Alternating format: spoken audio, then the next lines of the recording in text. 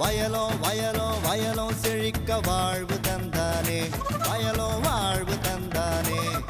அட பொன்னா விளையோ பூமிக்கு நல்ல விவரம் தந்தானே, உழவனின் உறவா வந்தானே.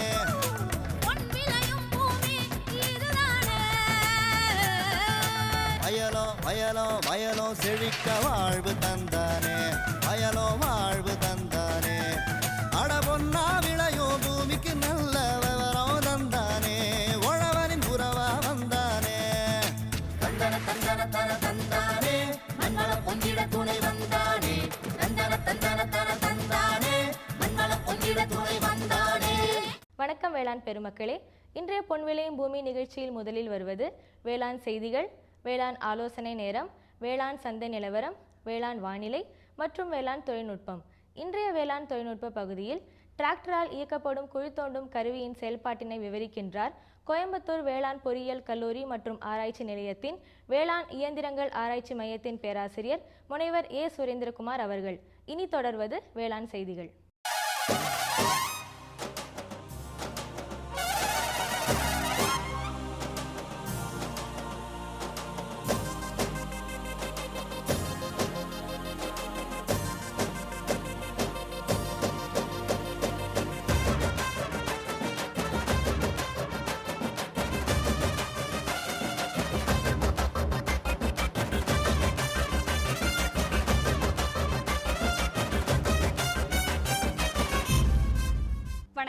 வேளாண் செய்திகள். முதலில் வருவது மாத்தி யோசிச்சேங்க. தேசிய வேளாண் வளர்ச்சி திட்டத்தின் மூலம் நெல் இயந்திர நடவு மேற்கொண்ட விருதுநகர் மாவட்டம் அயன் நத்தம்பட்டி வேளாண்மையாளர் எஸ் அழகர்சாமி தரும் தகவல்கள். வேளாண் ஆலோசனை நேரத்தில் நாகப்பட்டினம், மதுரை, சிவகங்கை ஆகிய மாவட்டங்களுக்கான வேளாண் அறிவுரை. தொடர்ந்து இன்றைய தாவரம் பகுதியில் வெண்டை மற்றும் வகைகள். தொடரும் வேளாண் சந்தையில் வேளாண் ஒழுங்குமுறை விற்பனை கூடங்களில் வேளாண் விளை பொருட்களின் விலை நிலவரம். வேலூர் மாவட்டம் ஆற்காடு உழவர் சந்தையில் காய்கறிகளின் இன்றைய விலை நிலவரம். வேளாண் வானிலையில் தெற்கு மாவட்டம் 2ற்கு உட்பட்ட மண்டலத்திற்கான வேளாண் அறிவிக்கை. உழவர் மற்றும் மீனவர்களுக்கான வானிலை முன்னறிவிப்பு. விரிவான செய்திகள். மாத்தி யோசிச்சேங்க. தேசிய வேளாண் வளர்ச்சி திட்டம் மூலம் நெல் இயந்திர நடவு மேற்கொண்டு வரும் விருதுநகர் மாவட்டம் ஸ்ரீவில்லிபுத்தூர் தாலுகா அயன் நத்தம்பட்டி கிராம வேளாண்மையாளர் எஸ் அழகர்சாமி அவர்களை சந்தித்து வேளாண்மையில் அவர் எப்படி இயந்திரமாக்கலை மேற்கொண்டார், விரிவாக்க இயக்கத்தின் மூலம் அவர் மேற்கொண்ட முயற்சிக்கு துணையாக இருந்த காரணிகள் மற்றும் இயந்திர நடவினால் ஏற்பட்ட பயன் ஆகியவற்றை பற்றி கேட்டபோது,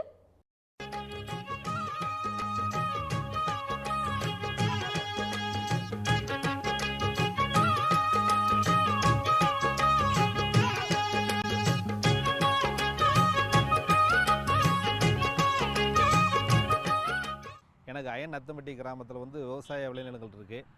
இதில் கடந்த அக்டோபர் மாதம் உதவி வேளாண்மை இயக்குநர்கள் இயந்திர நடவு போட்டால் நல்லாயிருக்கும் அப்படின்னு சொல்லி ஒரு ஆலோசனை சொன்னாங்க. அதன்படி தேசிய வேளாண்மை வளர்ச்சி திட்டத்தின்படி இயந்திர நடவு நான் செஞ்சுருக்கேன். அந்த இயந்திர நடுவதற்கு முன்னாடி பாய் நாற்றாங்கல் போடணும் அப்படின்னு சொல்லி சொன்னாங்க. அந்த பாய் நாற்றாங்கல் போடுறது பார்த்திங்கன்னா மற்ற சாதாரண நாற்றாங்கலை போடும்போதை விட இதனுடைய விதையினுடைய அளவும் குறையாக இருக்குது. நாற்றாங்களுடைய பரப்பளவு இடமும் ரொம்ப குறைவாக இருக்குது. சும்மா ஒரு சென்ட் இடத்துல 1 ஏக்கருக்கு உள்ள பாய் நாற்றாங்கல் போடுறாப்புல இருக்குது. அதே போல் இந்த பாய் நாற்றாங்கல் போட்டதுலேருந்து நம்ம நடவு செய்யக்கூடிய நாள் பார்த்திங்கன்னா ஒரு 16 நாள்லேயே நடவு செய்யலாம். இயந்திர நடவு மூலமாக செய்யும்போது ஒரு 16 நாள்லேயே நடவு செய்யலாம். மற்ற சாதாரண நாற்றாங்கலில் போட்டு நட்டோம்னா அது 30 நாள் அல்லது 40 நாள் வரைக்கும் நடுறாங்க. ஆனால் இதனுடைய நேர்த்தி ரொம்ப தெளிவாக இருக்குது. இந்த தேசிய வேளாண்மை வளர்ச்சி திட்டத்தின்படி இந்த இயந்திர நடவு செய்யும்போது அந்த இயந்திர நடவுனுடைய அளவு ரொம்ப அதிகமாக இருக்குது. இதில் ஏராளமான பயன்கள் இருக்குது. உதாரணத்துக்கு சொல்லணும் அப்படின்னா, அந்த வருஷ நடவு போடும் பொழுது உரம் விதைக்கிறதுக்கு ரொம்ப எளிதாக இருக்குது. நீர்ப்பாசன வசதி அதிகமாக இருக்குது. ரெண்டாவது, இந்த எலி வெட்டு இந்த மாதிரி உள்ள சில குறைகள்லாம் எளிதாக களையப்படுது. அடுத்து, இந்த லேபர் ஷார்ட்டேஜ் இதில் தவிர்க்கப்படுது. எப்படி சொல்கிறேன்னா, இப்போ களை எடுக்கிறதுக்கோ உரம் போடுறதுக்கோ மற்ற ஆட்களுடைய எண்ணிக்கையினுடைய அளவு இதில் ரொம்ப குறையாக இருக்குது. அடுத்து, இந்த பாய் நாற்றாங்களை கம்பேர் பண்ணும் பொழுது நம்மளுடைய பரப்பளவுனுடைய இடம் ரொம்ப குறைவாக இருக்குது. அடுத்து, இதனுடைய ஈல்டு பார்த்திங்கன்னா அதிகமாக இருக்குதுன்னு சொன்னாங்க. ஆனால் நான் நட்டு முடிஞ்சப்பறம் இப்போ பார்க்கும் பொழுது சும்மா ஒரு கருதில் 55 to 60 கதிர் ஒரு நெல் இருக்குது. இந்த இயந்திர நடவு மூலமாக முதல்ல நடவு செய்யும்போது அந்த நட்ட உடனே இது ஏன் நட்டோம் அப்படிங்கிற ஒரு எண்ணம் எங்களுக்கு ஏற்பட்டுச்சு. ஃபஸ்ட்டு ஒரு 15 to 20 நாள் வரைக்கும் பார்க்கும்பொழுது அந்த ஃபீல்டு பார்க்கும்பொழுது நம்மளுக்கு கண்ணுக்கே கொஞ்சம் கூட அடப்படலை. இது விவசாய நிலமா இல்லை இது நெல் நட்டடமா அப்படிங்கிறதே தெரியல. ஆனால் ஒரு 20 நாளைக்கு பிறகு பார்த்த பிறகு அதனுடைய பார்க்க அந்த இடமே வந்து ரொம்ப அழகாக இருக்குது. அடுத்து அதனுடைய தூர்க்கட்டினுடைய அளவும் பார்த்திங்கன்னா ரொம்ப அதிகமாக இருக்குது. அதனால் இது வந்து நல்ல மேனி அடிக்கக்கூடியும் அப்படிங்கிறது ஒரு நம்பிக்கை எங்களுக்கு ஏற்படுது. இப்போ சாதாரண நடவு நடும்போது அந்த சாதாரண நடவுலேருந்து கிடைக்கக்கூடிய ஈல்டை காட்டிலும் இந்த இயந்திர நடவுனுடைய ஈல்டு வந்து ரொம்ப அதிகமாக இருக்குது. நான் சுமார் ஒரு 5 ஏக்கர் வரைக்கும் அதில் வந்து இயந்திர நடவு போட்டிருக்கேன். இந்த ஏரியாவில் ஒரு 90% பேர், ஒரு 120 ஏக்கரில் 90% பேர் வந்து இயந்திர நடவு தான் போட்டிருக்காங்க. ஒரு 10% தான் மேனுவல் திருந்திய நெல் சாகுபடின்னு சொல்லி போட்டிருக்காங்க. ஆனால் இதில் வந்து மற்ற வயல்களை கம்பேர் பண்ணும் பொழுது இந்த இயந்திர நடவு ரொம்ப நேர்த்தியாகவும் இருக்குது, விவசாயிக்கு ரொம்ப பயனுள்ளதாகவும் இருக்குது. அதே போல் வயலை பார்க்க ரொம்ப அருமையாக இருக்குது. நீங்கள் இந்த இயந்திர நடவு பூரா வயலை பார்த்தீங்கன்னா அவ்வளோ அழகாக இருக்குது, ரொம்ப நேர்த்தியாக இருக்குது. ஃபஸ்ட்டு வந்து பார்க்கும்போது என்னுடைய அப்பியரன்ஸ் நல்லாவே இல்லை. நாளாக அதனுடைய அது வந்து மகத்துவமாக இருக்குது, ரொம்ப சிறப்பானதாக இருக்குது. அதனால் எல்லாருமே வந்து இந்த இயந்திர நெல் நடவு முறையை அடுத்து பின்பற்றினா ரொம்ப நல்லா இருக்குங்கிறது என்னுடைய கருத்து. மேலும் விவரம் பெற வேளாண்மையாளர் எஸ் அழகர்சாமி அவர்களை 09994367841 என்ற கைபேசி எண்ணில் தொடர்பு கொள்ளலாம். இனி தொடர்வது வேளாண் ஆலோசனை நேரம்.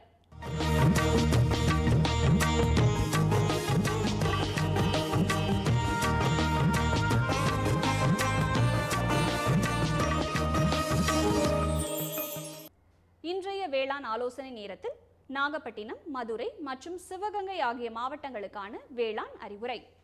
நாகப்பட்டினம் மாவட்ட வேளாண்மையாளர்களுக்கு முக்கிய பயிர்கள் நெல், உளுந்து, எள், கரும்பு, பருத்தி. பருவம் நெல் தரிசு பயறு வகை பூக்கும் பருவம், நெல் தரிசு பருத்தி காய் பிடிக்கும் பருவம். அடுத்த 5 நாட்களுக்கு வறண்ட வானிலையே எதிர்பார்க்கப்படுவதால் எள், கரும்பு, நெல் தரிசு பருத்திக்கு நீர் பாசனம் செய்யவும். நெல் தரிசு உளுந்து முதிர்ச்சி பருவமாகும். முதிர்ந்த உளுந்தினை பறிக்கவும் அல்லது முதிர்ந்த காய்களை உடைய செடிகளை பிடுங்கி உலர்த்தவும். நெல் தரிசு பருத்தியின் சாறு உறிஞ்சும் பூச்சிகளின் தாக்கம் உள்ளது. இதனை கட்டுப்படுத்த அசாடிராக்டின் 0.03% தெளிக்கவும். கோடை இரவை உளுந்து சாகுபடி செய்ய ஆடுதுறை 5 ரகம் ஏற்ற ரகமாகும். 3 மாத கன்றுகள், 2 மாத ஆடுகளுக்கு கோமாரி நோய் தடுப்பூசி போட்டுக்கொள்ளவும். மதுரை மாவட்ட வேளாண்மையாளர்களுக்கு நெல் தரிசு பயறு வகை பயிர்களில் சாம்பல் நோய் தாக்குதல் உள்ளது. இதனை போக்க 0.5% சூடோமோனாஸ் ஃப்ளூரசன்ஸ், அதாவது 1 லிட்டர் தண்ணீரில் 5 கிராம் என்ற அளவில் கலந்து தெளிக்கவும். கரும்பில் மண்ணின் ஈரப்பதத்தை பொறுத்து பொட்டாஷ் மற்றும் யூரியா 2.5% என்ற அளவில் தெளிப்பதன் மூலம் நீர் பற்றாக்குறையை சமாளிக்க இயலும். நெல் தரிசு உளுந்து பயிரில் இலை தின்னும் பூச்சியின் தாக்குதல் தென்படுகிறது. இதனை கட்டுப்படுத்த குளோர் பைரிபாஸ் 20 EC 500 மில்லிலிட்டர் 1 ஏக்கருக்கு என்ற அளவில் தெளித்து கட்டுப்படுத்தவும்.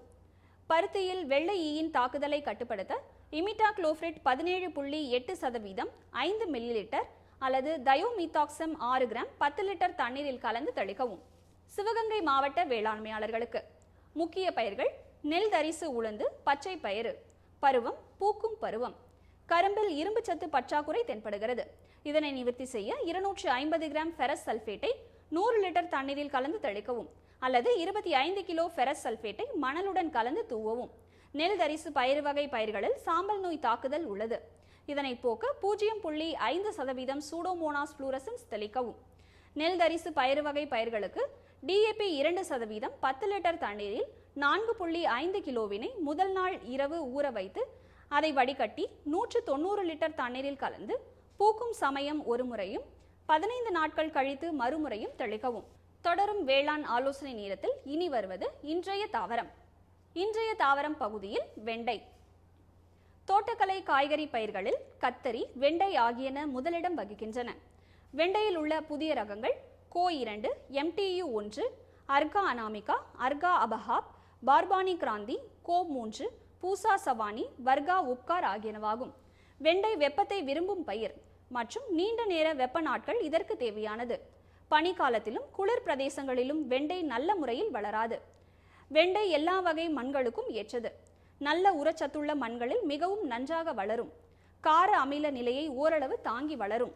வெண்டைக்கு ஏற்ற பருவங்களாக ஜூன் முதல் ஆகஸ்ட் வரையிலும் பிப்ரவரி மற்றும் மார்ச் ஆகிய மாதங்களும் ஏற்றவையாகும். விதையளவு ஹெக்டருக்கு 7.5 கிலோவாகும். வெண்டையின் வகைகளில் வெண்டை கோபி H1 இது வர்கா உப்கார் மற்றும் BA4 இன கலப்பாகும். இது மஞ்சள் இலை மொசைக் நோய்க்கு மிதமான எதிர்ப்பு திறன் கொண்டது. சந்தைக்கு ஏற்ற வகை. காயானது அடர் பச்சை, இளம், குறைவான நார் மற்றும் அங்கங்கு முடிகள் காணப்படும். மகசூல் ஹெக்டருக்கு 22.1 டன்னாகும். கோபி H3 நீளமான கரும்பச்சை நிறமுடைய காய்கள். மகசூல் ஹெக்டருக்கு 25.7 டன்களாகவும் செடிக்கு 25 முதல் 30 காய்களும் தேமல் நோய்க்கு எதிர்ப்பு திறனும் கொண்டது. கோ2 காயின் பரப்பானது குறைந்த முடிகள் மற்றும் வாடிக்கையாளர்கள் விரும்பும் வகை மற்றும் சந்தைக்கு சிறந்தது. காயானது நீளமாக 7 அல்லது 8 மேடுகளை கொண்டது. இதன் வாழ்நாள் 90 நாட்கள். ஹெக்டருக்கு 15 முதல் 16 டன் வரை மகசூல் தரவல்லது. கோ3 இது ஹெக்டருக்கு 16 முதல் 18 டன் மகசூல் தரவல்லது. மஞ்சள் நிற மொசைக் நோய்க்கு மிதமான எதிர்ப்பு திறன் கொண்டது. வெண்டை கலப்பு கோ4 இது ஹெக்டருக்கு 32.40 டன் மகசூல் தரவல்லது. மலை பிரதேசங்களை தவிர ஏனைய மாவட்டங்களுக்கு பயிரிட ஏற்றது. மஞ்சள் நரம்பு தேமல் நோய்க்கு எதிர்ப்பு தன்மை கொண்டது. விளம்பர இடைவேளைக்கு பிறகு வேளாண் செய்திகள் தொடரும். சுகமாய் பரவும் நறுமணத்தில், சுவை எனும் இன்பத் தோட்டத்தில், வளர்ச்சி எனும் பாதையில், மலர்ந்திருக்கும் புன்னகையில், பசுமையான செடிகளில், பெரிய பெரிய வர்த்தகங்களில், தேனீக்களின் ரீங்காரத்தில், மகிழ்ச்சியின் இன்ப ஒலியில். NHM தோட்டக்கலை இயக்கம்.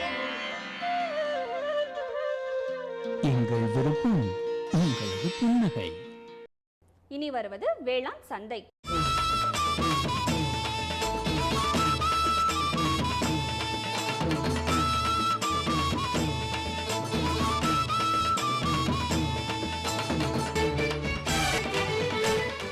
வேளாண் சந்தையில் வேளாண் ஒழுங்குமுறை விற்பனை கூடங்களில் வேளாண் விளை பொருட்களின் விலை நிலவரம். மக்காச்சோளம் அந்தியூரில் குறைந்தபட்சமாக 1397 ரூபாய்க்கும் அதிகபட்சமாக 1420 ரூபாய்க்கும், பெதப்பம்பட்டியில் 1510 ரூபாயிலிருந்து 1530 ரூபாய்க்கும், நெல் இதர ரகம் நத்தத்தில் குறைந்தபட்சமாக 1600 ரூபாய்க்கும் அதிகபட்சமாக 1800 ரூபாய்க்கும், அரூரில் 2100 ரூபாயிலிருந்து 2200 ரூபாய்க்கும், நெல் ADT 37 விழுப்புரத்தில் குறைந்தபட்சமாக 985 ரூபாய்க்கும் அதிகபட்சமாக 1035 ரூபாய்க்கும், செஞ்சியில் 933 ரூபாயிலிருந்து 1112 ரூபாய்க்கும், கேழ்வரகு இதர ரகம் திருக்கோவிலூரில் குறைந்தபட்சமாக 1785 ரூபாய்க்கும் அதிகபட்சமாக 2088 ரூபாய்க்கும், உளுந்தூர்பேட்டையில் குறைந்தபட்சமாக 2027 ரூபாய்க்கும் அதிகபட்சமாக 2063 ரூபாய்க்கும், டிவி கம்பு இதர ரகம் விக்கிரவாண்டியில் குறைந்தபட்சம் மற்றும் அதிகபட்சமாக 2869 ரூபாய்க்கும், கள்ளக்குறிச்சியில் குறைந்தபட்சம் மற்றும் அதிகபட்சமாக 3092 ரூபாய்க்கும், புளி தருமபுரியில் குறைந்தபட்சமாக 4650 ரூபாய்க்கும்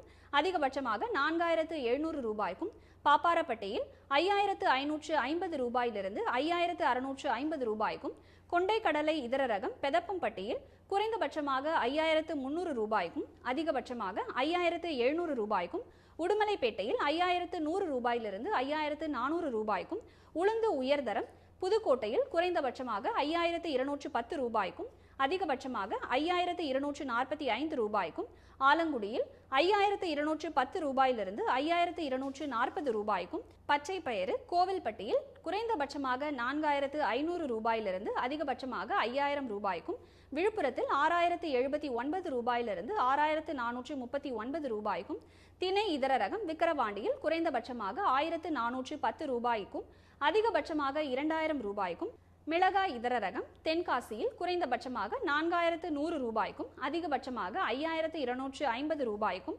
மணப்பாறையில் 14500 ரூபாயிலிருந்து 14700 ரூபாய்க்கும், தேங்காய் இதர ரகம் கோபால்பட்டியில் குறைந்தபட்சமாக 2300 ரூபாய்க்கும் அதிகபட்சமாக 2700 ரூபாய்க்கும், அரூரில் 3750 ரூபாயிலிருந்து 3950 ரூபாய்க்கும், மஞ்சள் விரலி கரூரில் குறைந்தபட்சமாக 7800 ரூபாய்க்கும் அதிகபட்சமாக 8200 ரூபாய்க்கும், நாமகிரிப்பேட்டையில் 9659 ரூபாயிலிருந்து 12499 ரூபாய்க்கும் விற்பனை செய்யப்பட்டது. வேலூர் மாவட்டம் ஆற்காடு உழவர் சந்தையில் காய்கறிகளின் இன்றைய விலை நிலவரம். கத்தரிக்காய் 1 கிலோ 18 ரூபாய்க்கும், வெண்டைக்காய் 1 கிலோ 14 ரூபாய்க்கும், அவரைக்காய் 1 கிலோ 28 ரூபாய்க்கும், பச்சை மிளகாய் 1 கிலோ 30 ரூபாய்க்கும், தக்காளி 1 கிலோ 13 ரூபாய்க்கும், கறிவேப்பிலை 1 கிலோ 40 ரூபாய்க்கும், கொத்தமல்லி 1 கிலோ 40 ரூபாய்க்கும், புதினா கட்டு ஒன்று 10 ரூபாய்க்கும் விற்பனை செய்யப்பட்டது. இனி வருவது வேளாண் வானிலை.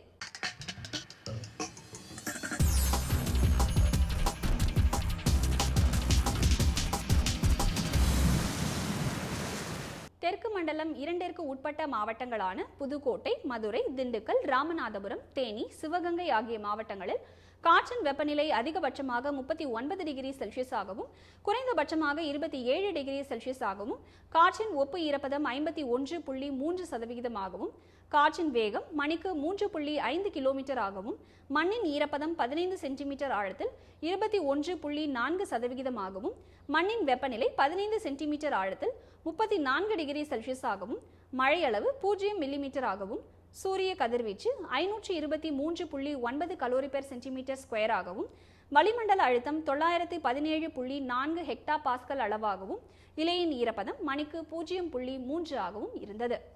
வானிலை முன்னறிவிப்பு. உழவர்களுக்கான வானிலை முன்னறிவிப்பு. தமிழகம் மற்றும் புதுச்சேரியின் பெரும்பாலான இடங்களில் வறண்ட வானிலையே காணப்படும். மீனவர்களுக்கான வானிலை முன்னறிவிப்பு. தமிழகம் மற்றும் புதுச்சேரியின் கடலோர பகுதிகளில் எச்சரிக்கை எதுவும் இல்லை. இத்துடன் இன்றைய வேளாண் செய்திகள் நிறைவடைகிறது. வணக்கம்.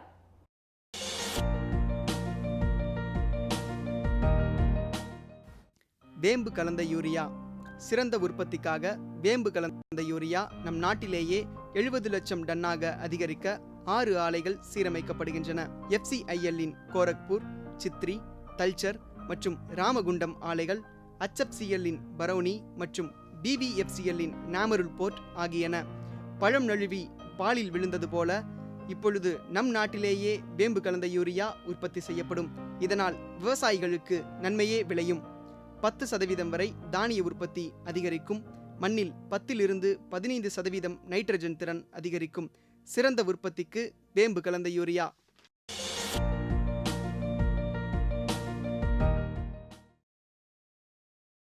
நமது பொதிகையில் வியாழந்தோறும் பிற்பகல் 12:05 முதல் 1 மணி வரை வேளாண் களம் நேரலை நிகழ்ச்சி.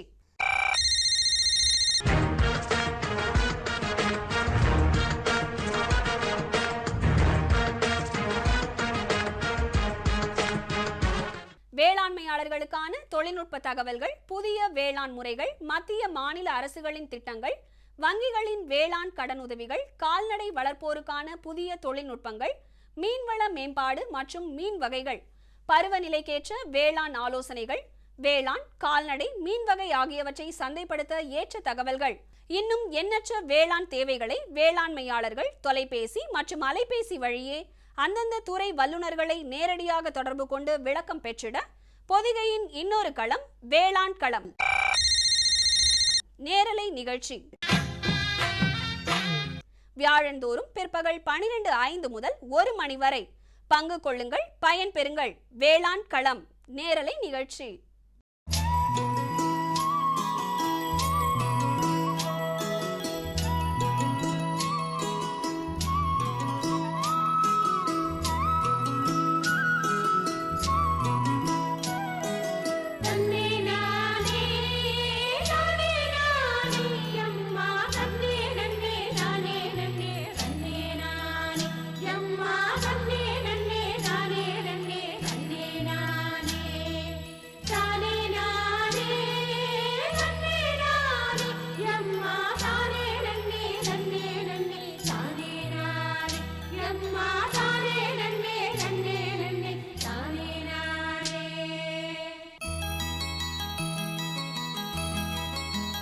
வேளாண்மையில் கருவிகளின் பயன்பாடு சூழ்நிலைக்கேற்ப மாறிக்கொண்டே வருகின்றது.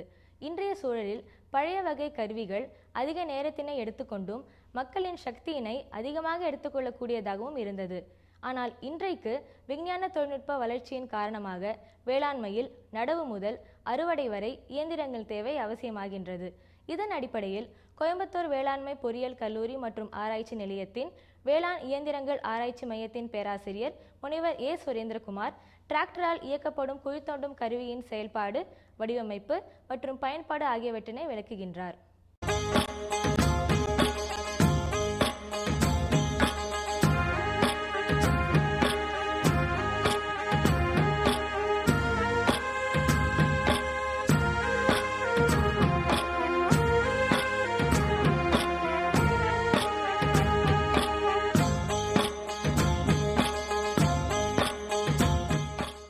வணக்கம் வேளாண் பெருமக்களே.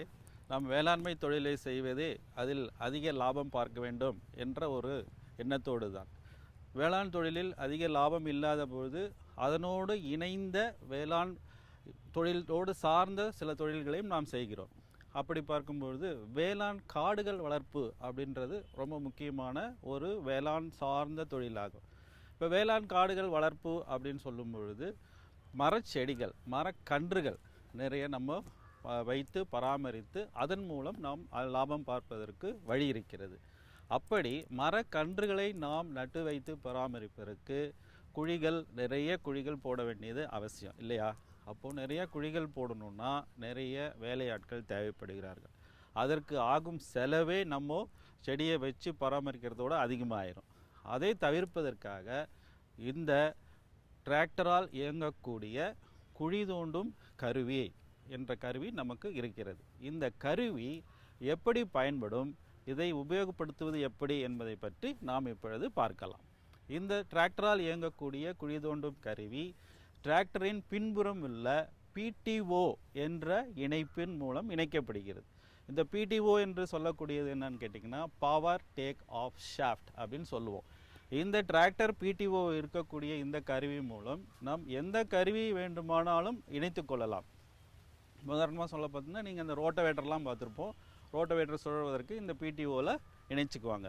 அதே போல் இந்த குழி தோண்டும் கருவியும் டிராக்டர் PTOவில் இணைத்து அதன் மூலம் அந்த சுழல் விசையை இங்கே இருக்கக்கூடிய கியர் பாக்ஸ் அமைப்பின் மூலம் கொண்டு வந்து கீழே வந்து குழி தோண்டும் உபகரணத்துக்கு கொடுக்குறோம். இப்போ இந்த குழி தோண்டும் உபகரணம் இந்த குழி தோண்டும் உபகரணம் பார்த்திங்கன்னா நார்மலாக ஒரு ட்ரில் பண்ணக்கூடிய ட்ரில் பிட் போல் அமைப்பு தான் இருக்கும். இப்போது PTOவில் இருக்கக்கூடிய சுழல் விசை இதில் வரும்பொழுது இந்த ராட் என்று சொல்லக்கூடிய இந்த டிரான்ஸ்மிஷன் ஷாஃப்ட்னு சொல்லலாம்.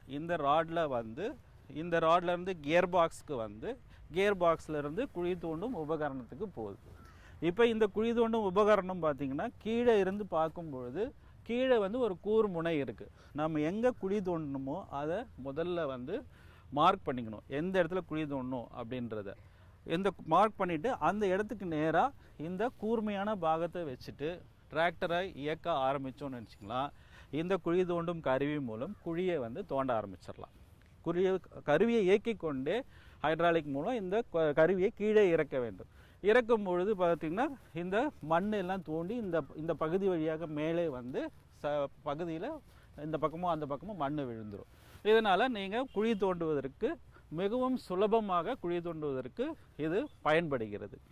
இந்த கருவியின் மூலம் இது சொல்லக்கூடிய ஆகர் பிட் அப்படின்னு சொல்லுவோம். இந்த ஆகர் பிட்டோட விட்டம் டயமீட்டர் எந்த அளவுக்கு நம்ம குழி தோண்டணுமோ அந்த அளவுக்கு இதை வேறு மாற்றி அமைத்து கொள்ளலாம்.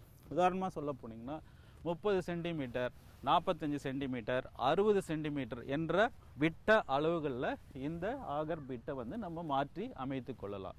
இப்படி ஆகர் பிட்டை மாற்றி அமைக்கும் பொழுது நம்ம எவ்வளோ ஆழத்துக்கு குழி தோண்ட முடியும்னு பார்த்திங்கன்னா கிட்டத்தட்ட 90 சென்டிமீட்டர் வரைக்கும் இதில் குழி தோண்டலாம். சரிங்களா? இந்த குழி தோண்டும் பொழுது நாம் பார்க்க வேண்டிய ஒரு முக்கியமான விஷயம்னு கேட்டிங்கன்னா மண்ணோட ஈரப்பதம். மண் ரொம்ப காய்ந்து போன மண் பகுதியில் இந்த கருவியை இயக்கிறதுனால குழி தோண்ட முடியாது. மண் ஒரு குழி தோண்டக்கூடிய அளவுக்கு ஈரப்பதத்தோடு இருக்கும் பொழுது இந்த கருவியை இயக்கினால் மிகவும் சுலபமாக என்று சொன்னால் 1 மணி நேரத்தில் சுமார் 30 குழிகளை இந்த கருவியை வைத்து நாம் தோண்டிவிட முடியும்.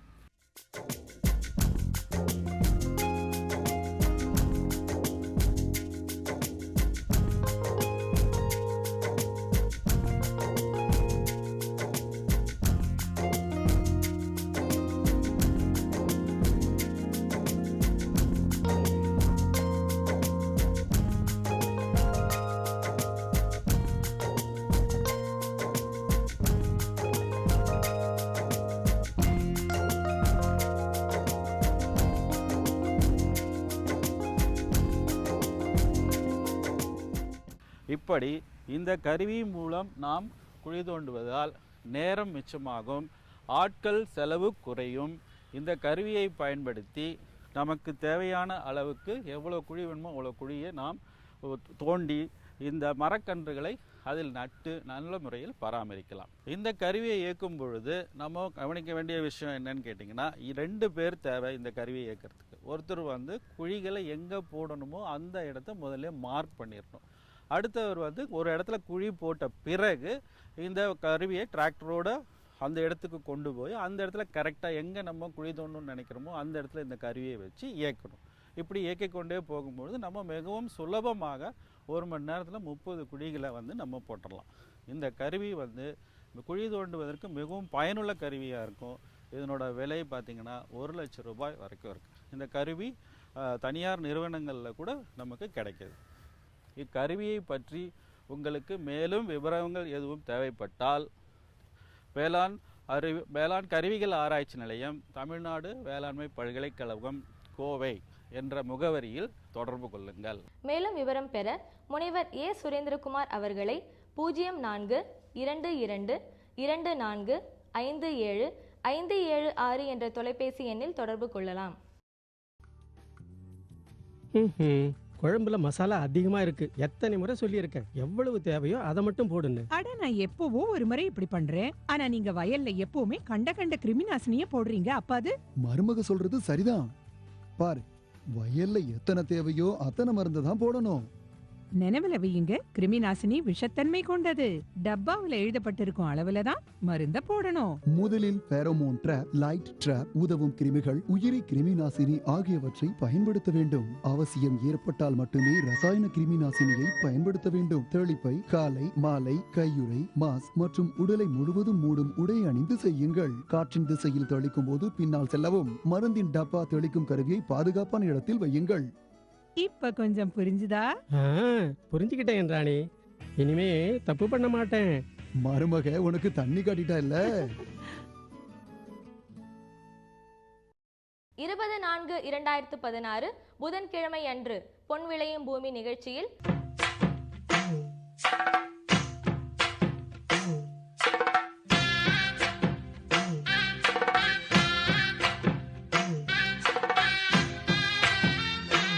மாத்தி யோசிச்சேங்க. சூரிய ஒளி மூலம் திறந்தவெளி கிணற்றில் மின் மோட்டார் அமைத்து பயன்பெற்ற விருதுநகர் மாவட்டம் நம்மநாயக்கன்பட்டி வேளாண்மையாளர் கோ ஆனந்தராஜ் தரும் தகவல்கள். வேளாண் ஆலோசனை நேரத்தில் காஞ்சிபுரம், திருப்பூர், திருச்சி ஆகிய மாவட்டங்களுக்கான வேளாண் அறிவுரை. தொடர்ந்து இன்றைய மீனினம் நன்னீர் மீன் வகையான ரோகு. தொடர்ந்து வேளாண் தொழில்நுட்பத்தில் டிராக்டர் மூலம் இயங்கும் மஞ்சள் அறுவடை கருவியின் செயல்பாடு குறித்து கோயம்புத்தூர் வேளாண் பொறியியல் கல்லூரி மற்றும் ஆராய்ச்சி நிலையத்தின் வேளாண் இயந்திரங்கள் ஆராய்ச்சி மையத்தின் பேராசிரியர் முனைவர் VM துரைசாமி அவர்கள் தரும் விளக்கம் ஆகியன இடம்பெறும். நேயர்களே, இன்றைய பொன் விளையும் பூமி நிகழ்ச்சியில் இடம்பெற்ற அனைத்து பகுதிகளும் உங்களுக்கு மிகவும் பயனுள்ளதாக அமையும் என நம்புகிறோம். பொன் விளையும் பூமி நிகழ்ச்சியினை நீங்கள் இணையதள வழியாகவும் பார்க்கலாம். எங்களது இணையதள முகவரி www.youtube.com/user/agriculture சென்னை மற்றும் www.ddpodigai.org.in. ட்விட்டர் மற்றும் ஃபேஸ்புக் ஆகிய சமூக வலைத்தளங்களில் agridd சென்னை என்ற முகவரியில் பார்த்து பயன்பெறலாம். உங்களது கருத்துக்கள் மற்றும் ஆலோசனைகள் வரவேற்கப்படுகின்றன. அனுப்ப வேண்டிய மின்னஞ்சல் முகவரி ddagri05chennai@gmail.com. வேளாண்மை குறித்த விவரங்கள் பெற www.farmer.gov.in என்ற இணையதளத்திலும் 1801801551 என்ற தொலைபேசி எண்ணிலும் தொடர்பு கொள்ளலாம். மீண்டும் நாளைய பொன் விளையும் பூமி நிகழ்ச்சியில் சந்திப்போம். நன்றி, வணக்கம்.